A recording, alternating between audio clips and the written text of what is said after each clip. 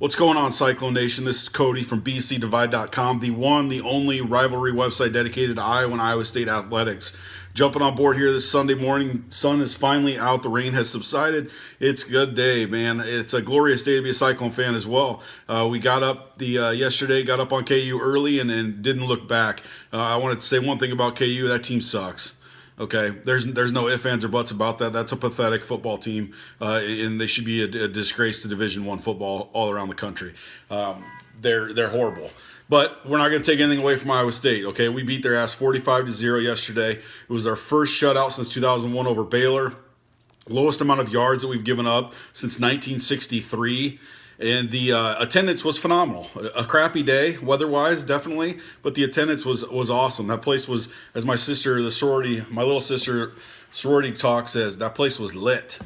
But yeah. Anyways, and thankfully not lit by lightning. But anyways, we had a little weather delay before the game got started, but hell, that just meant more tailgating time, and it was well worth it. Iowa State pitched their first shutout, or fourth shutout, I should say, in history of the football program over there. We're 4-2 for the first time since 2012, and we're right back on pace to make it to our first bowl game in quite some time. So as a Cyclone fan and someone that follows this team and program, I'm stoked. It was a great day all around. We'll just kind of break down this game a little bit real quickly. Offensively, David Montgomery rushed for 3 touchdowns. His post-game comments after the game were hilarious to me.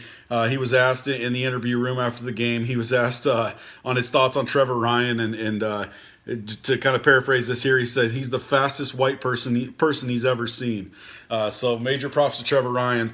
The guy had an absolute phenomenal day. Okay, he had a fumble recovery on a muffed punt early in the game. He downed 2 punts inside the 5-yard line. He returned a punt for a touchdown, and he had 1 reception on the offensive side of things. Speaking of that punt return for a touchdown, major props to Ruth, man. DeMonte Ruth with the bone-jarring block, man, on Emmanuel. He absolutely dismantled that kid. He did a great job getting his head and shoulders around so that it couldn't have been called for a block in the back. Man, that play, that stadium was electric after that play. You know, Trevor Ryan, that's his second punt return for a touchdown now in Iowa State history for him.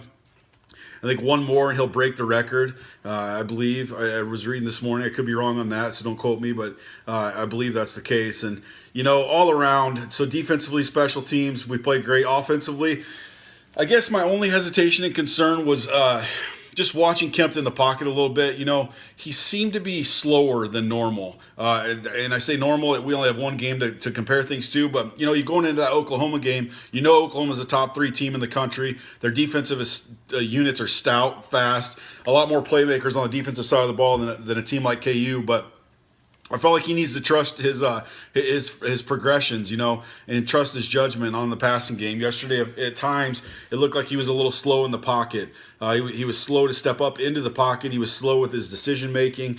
But, you know, more than anything, he's still a kid that hasn't played that much football, especially at the collegiate level, Division I level. So for him to now be 2-0 as a starter, and he did what he had to do. You know, he completed 13 passes, threw for 122 yards. He threw a touchdown pass.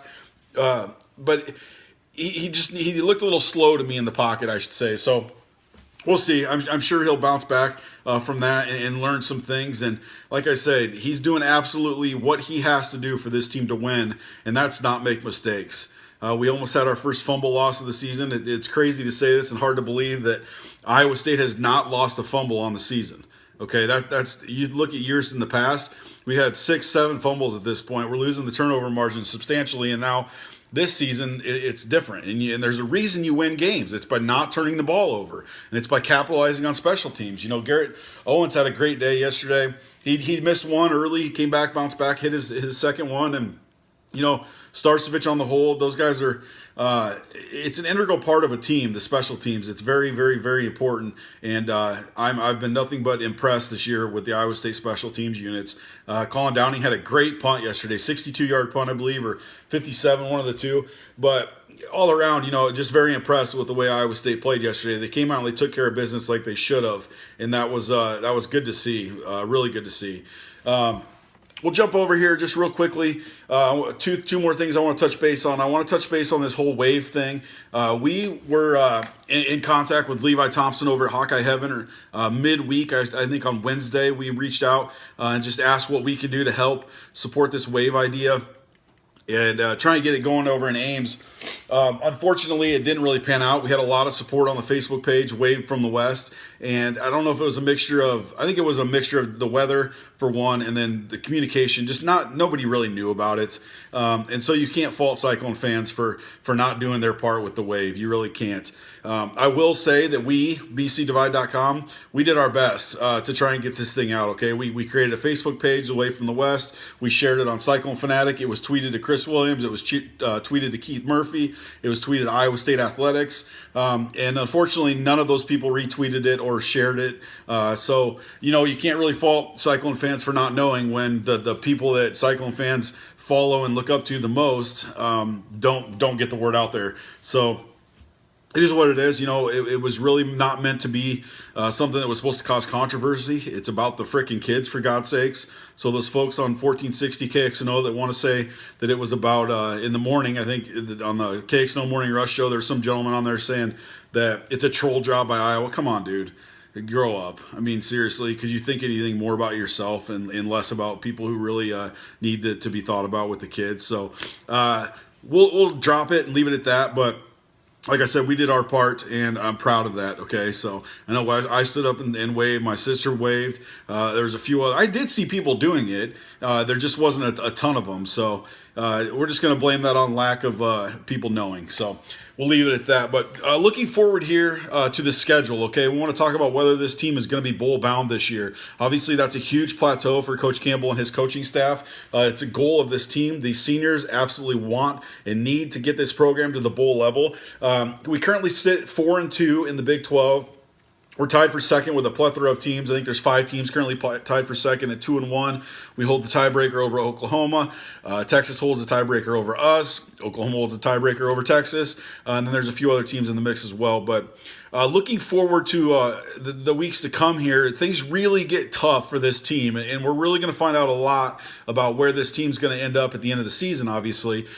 We travel to Texas Tech this coming Saturday. Texas Tech gave up 29 answered points to West Virginia on Saturday, blowing the lead. They went into Morgantown and led that entire game and then shit the bed in the fourth quarter. So this is a game that we're going to go into as a dog this coming week. In fact, we're going to be dogs in 4 out of our last 6 games. Mathematically, it looks like Texas Tech, TCU, West Virginia, K-State will all be dogs in those games. We should be favored, slightly favored over Oklahoma State. I'm just kidding. No, we'll be a dog in that game too. But then, so 5 of 6 to end the season, we'll be dogs in. The only game we'll be favored in will be the last week of the season, and that game's at Baylor. So right now, anybody with 2 legs and 2 arms would be favored over this Baylor football team that don't even deserve to be playing, in my opinion. So looking at the schedule, in my opinion, Texas Tech, it's going to be tough. I'm going to chalk that one up as a loss, unfortunately. And then we bring TCU into the house for homecoming next Saturday. That's a game where, should we beat Texas Tech on Saturday, okay, this game could potentially be nationally televised and be moved to a PM game. TCU is going to come into that game undefeated. They're currently, the BCS projections or rankings and stuff are going to come out tonight. And TCU is going to be a top 5 team right now. And so give them 2 more weeks, give them another win, and they're definitely going to come in undefeated. And that's another potential chance for Iowa State to upset a top 4 team. And, man, what a treat it would be if we'd be able to do that for the second time this season, and this time at home in front of Hilton, in front of Jack Trice and Cyclone Nation. And so, yeah, we'll see what happens. But then we're off to West Virginia, home at Oklahoma State. So this is the gauntlet of the season right here. Okay, Texas Tech, TCU, West Virginia, Oklahoma State. Definitely the gauntlet of the season. With these 4 upcoming games, if we... Man, I would love to be able to say we're going to go 2-2, but realistically, it's going to be 1-3. Okay, depending on what happens. But and then we go Baylor and then at K-State. K-State's last game of the season. My bad. They'll definitely be favored over us too. It looks like, kind of see how things pan out here in the weeks to come. But so I really look to go into that Baylor game at Baylor. It looks like we'd be 5-5. Okay, going into that with 2 games to play, and having to get one more win to become bowl eligible. I'm confident this team will do so at Baylor. And then also I really think Iowa State's going to go into Kansas State and win as well. And Jesse Ertz and kind of take it to the Iowan down there in Manhattan. So I still have Iowa State finishing 7-5 on the season. I think it's realistic. I think it's hopeful. This team has the ability and chance to completely shock the nation again, and that's by winning a few of these games they're going to be picked to lose in. Okay, similar to the way they did against Oklahoma. So I'm excited to see what happens with this team over the next few weeks. It's going to be fun. Man, how times have changed. Just 2 weeks ago after the loss to Texas, everyone was bummed out because they assumed we were going to lose to Oklahoma and then go into this KU game.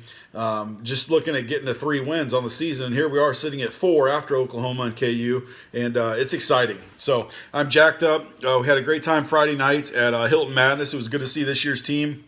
A lot of stud basketball players.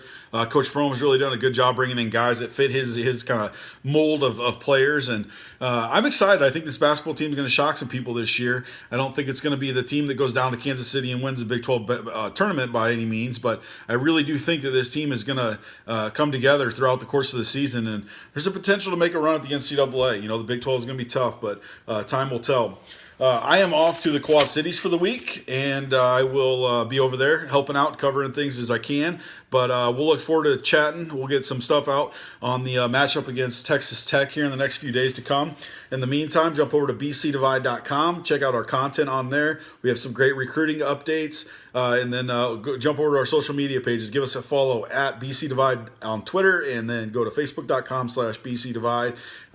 And yeah, interact with us. Let us know what's up. Send us some pictures from your tailgating experiences, and look forward to seeing everybody next week. Go Cyclones.